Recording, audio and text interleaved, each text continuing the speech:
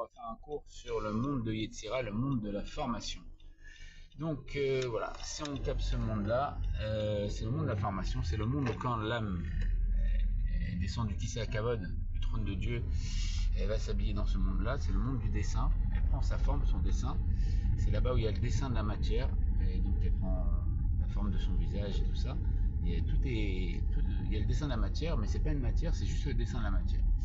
Et c'est le monde de la parole. Donc quand on capte ce monde-là, on capte les paroles. Les paroles sont créatrices, comme il est marqué que Dieu recrée le monde à chaque instant par la parole, par les 10 paroles, les 10 commandements, etc., etc.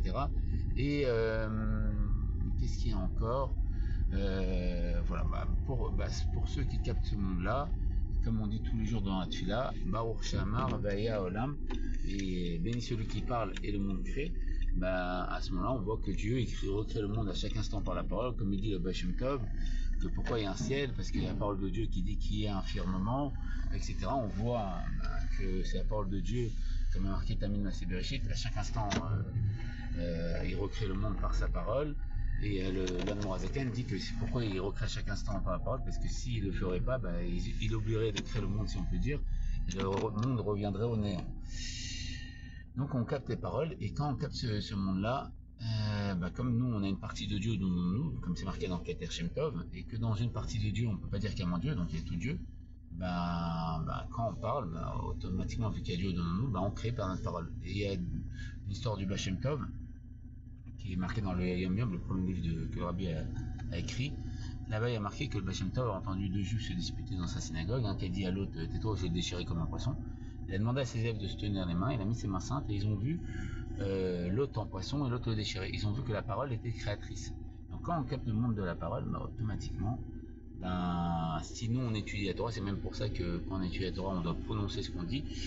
À chaque fois qu'on parle, on voit que nos paroles sont créatrices. C'est-à-dire que si je dis Baal Shem Tov, le Baal Shem Tov apparaît, je peux discuter avec lui.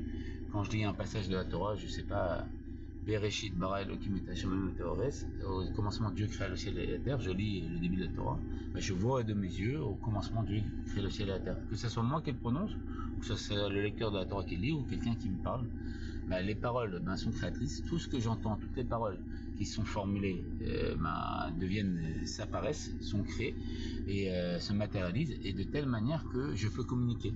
Donc quand je lis un passage avec Moshe, je sais pas, l'ouverture de la mer, avec Moshe, je vois Moshe avec le peuple juif traverser la mer qui était ouverte, et je peux parler avec Moshe. Et quand je parle avec Moshe, il parle avec moi. Et le fait qu'on parle de sujet, s'il me parle d'Abraham, Abraham il apparaît. S'il me parle de Noir il apparaît. Et c'est un peu comme on est dans notre smartphone, on regarde quelque chose, on passe d'une fenêtre à une autre fenêtre, et après on arrive quelque part, on sait même pas comment on est arrivé là. C'est ça.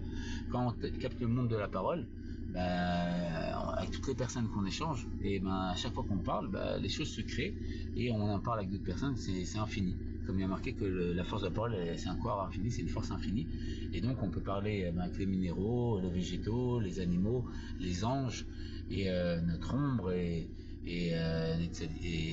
donc les tzadikim à ce moment-là ils apparaissent, vu que si on parle d'eux, ils se matérialisent, ils sont là et on peut communiquer avec eux, et c'est un monde extraordinaire où on apprend énormément, et voilà, on parle du paradis, le paradis on le voit, on parle de Dieu on le voit, et on parle avec lui, on échange, c'est un monde vraiment extraordinaire, et voilà, ça c'est un niveau qu'on captera quand la délivrance sera là. Les tzadikim ils vivent l'Olam Haba, ils vivent la délivrance de leur jour, donc ils captent déjà ces réseaux là, et voilà, Baruch Hashem, on se retrouve Miyad tout de suite avec la grâce de Dieu, que des bonnes choses, et à très bientôt.